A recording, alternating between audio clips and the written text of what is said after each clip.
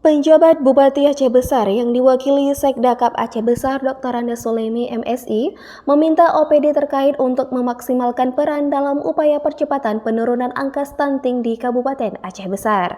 Harapan tersebut diungkapkan Dr. Andes Sulemi MSI ketika membuka forum rapat koordinasi teknis percepatan penurunan stunting dengan Satgas terkait dari BKKBN Provinsi Aceh di Aula Dikrenas Dagang Punggani Kecamatan Inginjaya, Rabu 5 April 2023. Pemkab Aceh Besar Sulemi menjelaskan sangat serius melakukan berbagai strategi untuk penurunan angka stunting.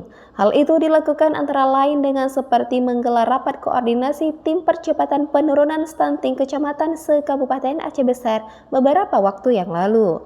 Dr. Andes Sulemi MSI kembali mengajak semua stakeholder untuk bersama-sama menurunkan angka stunting, karena hal ini merupakan program prioritas nasional dan daerah saat ini.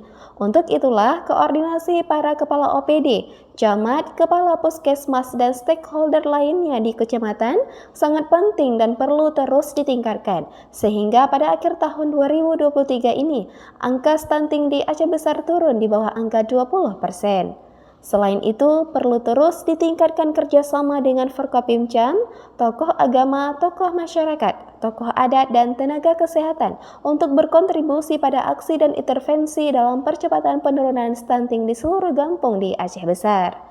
Sementara itu, Kepala Perwakilan BKKBN Provinsi Aceh yang diwakili Ihya SEMM menyatakan, fasilitasi dan koordinasi Satgas Percepatan Penurunan Stunting itu sangat penting. Ia berharap berbagai upaya dan strategi yang dilakukan lintas instansi dan OPD akan membawa dampak maksimal untuk mempercepat penurunan stunting yang kini menjadi program yang makin gencar dilaksanakan secara nasional.